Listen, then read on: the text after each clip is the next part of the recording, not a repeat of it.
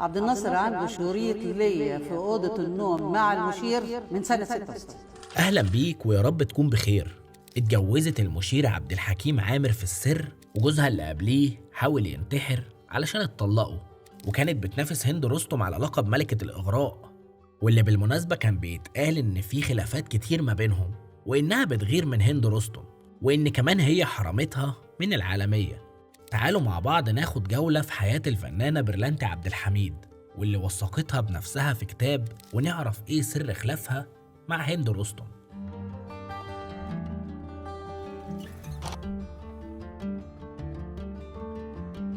اسمها الحقيقي نفيسة عبد الحميد حواس، ولكن اسم الشهرة كان برلانتي عبد الحميد. بس ايه العلاقة بين الاسمين؟ هقولك معرفش الحقيقة. برلانتي اتولدت في حي السيدة زينب في القاهرة يوم 20 نوفمبر 1935، وخدت دبلوم في التطريز، وبعدها قدمت في المعهد العالي للفنون المسرحية ودخلت قسم النقد.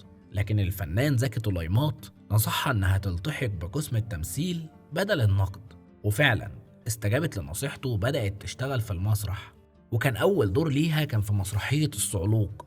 برلانتي قدمت أداء مذهل في المسرحية، وترشحت من خلال الدور ده إنها تشارك في أول فيلم سينمائي ليها، وهو فيلم شم النسيم سنة 1952.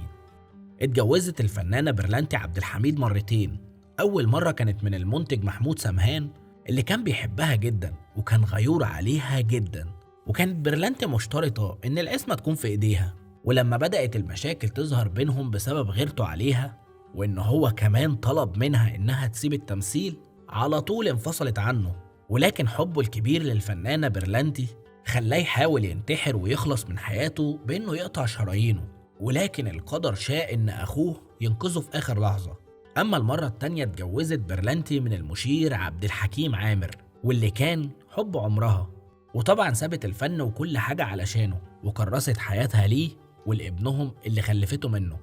وقبل ما نروح لقصة جواز برلانتي عبد الحميد والمشير عبد الحكيم عامر، ما تنساش اللايك والشير وتشترك في القناة علشان يوصلك كل جديد لحظة نشره. تعالوا مع بعض نعرف الأول إيه السبب في الخلاف بين برلانتي والفنانة الكبيرة هند رستم، واللي اتقال عنهم إشاعات كتير قوي.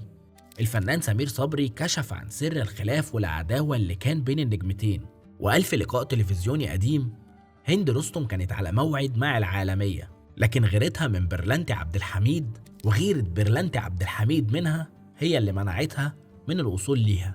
سمير صبري أكد كلامه بكتاب عن نجمات عالميات من ضمنهم هند رستم، والكتاب كان للمنتج والمخرج الإنجليزي الكبير ألفريد هيتشكوك، وحكى إن هيتشكوك كان مرتبط جدا بوالدته، وكان عنده صورة واحدة في خياله عن نمط لبسها، وفي مرة شاف صورة لهند رستم ولقى فيها شكل والدته، وفي نفس الوقت الشكل المناسب للمرأة الإنجليزية.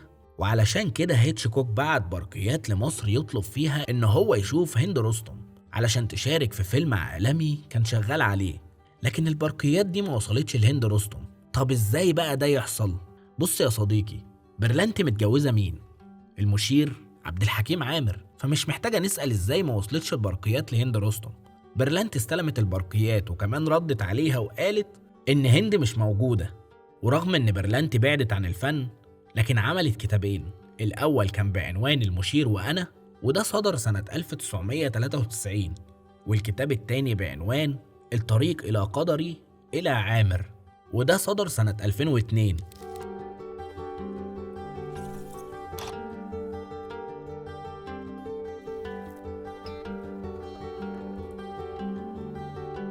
برلانتي عبد الحميد شاركت في عدد قليل جدا من الأعمال الدرامية، وده لعدة أسباب، ومن أبرز الأسباب إن العمل التلفزيوني كان صعب جدا في الوقت ده، لأنه كان بيحتاج التفرغ الكامل لتصوير الحلقات بشكل متواصل من غير توقف، عشان ما كانش فيه مونتاج زي دلوقتي. وكمان هي اعتزلت التمثيل بعد ما اتجوزت من المشير عبد الحكيم عامر سنة 1956. شوف سبحان الله، ما كانتش عايزة تعتزل التمثيل، واتطلقت بسبب ان جوزها الاولاني كان رافض انها تكمل في الفن، بس هي اختارت تعتزل بارادتها بعد لما انجبت ابنها عمرو عبد الحكيم عامر. يقال ان الرئيس جمال عبد الناصر اول لما عرف بجواز عبد الحكيم من برلنتي سأل عبد الحكيم وقال له: هو أنت اتجوزتها ليه؟ ورد عبد الحكيم وقال له: أنا ما اتجوزتهاش علشان هي ست حلوة، بس هي أغنتني عن صداقة الرجال بثقافتها وصراحتها وخفة دمها. برلنتي عبد الحميد كشفت عن كتير من أسرار حياتها في مذكراتها اللي نزلت بعنوان المشير وأنا، وقالت إنها اتولدت في حي باب الشعرية في بيت جدها، وكانت هي وأمها وأبوها وجدها عايشين مع بعض، وفضلوا في البيت ده لحد ما هي كان عندها حوالي 4 سنين. بعد كده نقلوا حي السيدة زينب وسابوا بيت جدها. وبتحكي الفنانة الراحلة عن جدها اللي كان عايش في باب الشعرية، وكان واحد من المتصوفين المقربين لشيخ اسمه محمود أبو خليل، وده خلاها تتربى في بيت دايما كان فيه ذكر الله، ده غير حلقات الذكر اللي كانت بتتعمل في بيت جدها على طول. انتقال برلنتي عبد الحميد من حي باب الشعرية لحي السيدة زينب كان بمثابة انتقال من حياة لحياة تانية مختلفة تماما، وكمان كان انتقال من طفولتها لصباها. من الحاجات اللي عمرها ما هتنساها الفنانة برلنتي في الفترة دي كانت زي الكي بالنار. كان في دكتور شاب صغير كان ساكن في البيت اللي قدام بيتها، وكان لافت نظرها جدا لأنه كان لبسه مهندم وشكله حلو وجسمه قوي. وفي يوم كانت واقفة في بلكونة بيتها بتبص على الشارع، وشافت الدكتور ده وهو خارج من بيته وفي رجالة مسندينه، فسألت واحد من الناس وقالت له: مين ده؟ فقال لها: ده الدكتور. اندهشت جدا وسألت تاني: هما ليه مسندينه كده؟ فرد وقال لها: أكل كبده الخمر. وكانت دي آخر مرة تشوف فيها الدكتور اللي كان مقصر فيها. وقالت في مذكراتها: الطبيب ضاع واستقر في قلبي، إنه من الحماقة الإدمان على الخمر.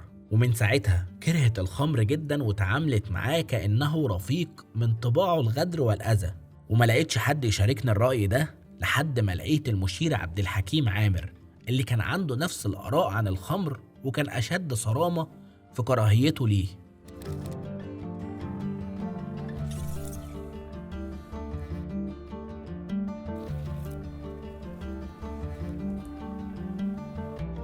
قدمت الفنانة برلنتي عبد الحميد كتير من الأعمال الفنية المميزة واللي خلت اسمها يبقى مخلد في تاريخ السينما المصرية.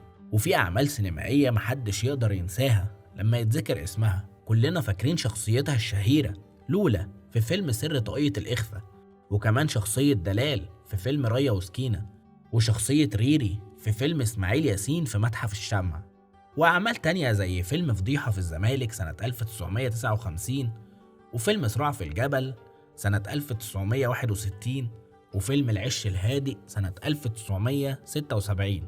وكمان تألقت الفنانة برلنتي عبد الحميد في التلفزيون في مسلسلات زي حارة الشرفاء سنة 1986، ومسلسل مخلوق اسمه امرأة وده كان سنة 1990.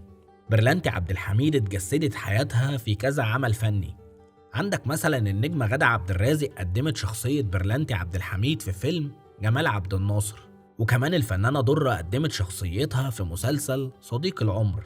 برلنتي عبد الحميد رحلت عن عالمنا في 1 ديسمبر 2010 في مستشفى المعادي العسكري عن عمر يناهز 75 سنة. في النهاية هتفضل الفنانة برلنتي عبد الحميد ليها بصمة وتاريخ كبير في السينما المصرية، سواء تتفق معاها أو تختلف فهي هتفضل علامة كبيرة. ودايما حياة الفنانة المشهورة بتكون مليانة تحديات وإنجازات، من أول ما بتكتشف موهبتها لحد لما بتوصل للنجومية، وكل ده بيبقى نتيجة تعب وشغل كتير. الفنانة مش بس إنسانة مشهورة في الإعلام، هي كمان بتعكس قصص المجتمع بتعبيراته المختلفة.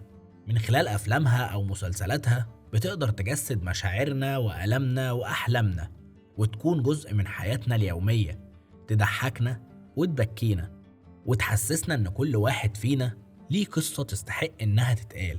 لكن خلف الكواليس بتكون الحياة مش سهلة زي ما بنشوفها على الشاشة.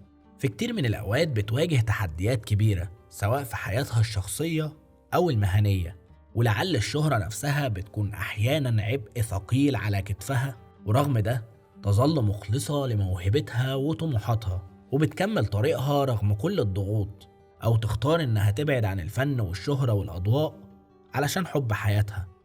لو وصلت معايا لحد هنا ما تنساش اللايك والشير وتشترك في القناة علشان يوصلك كل جديد، وتكون دايما جوه الحكاية.